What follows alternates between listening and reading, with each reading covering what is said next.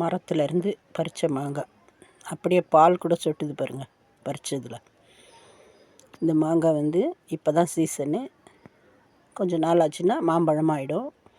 அதனால் மாங்காய் சீசன்லேயே மாங்காய் பறித்து நல்லா குழம்பு பண்ணி சாப்பிட்லாம்.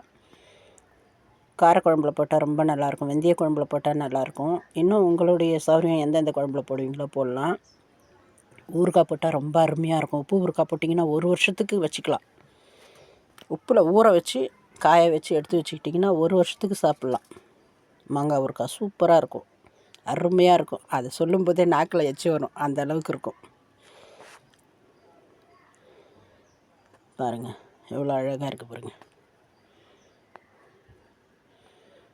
மாங்காய்.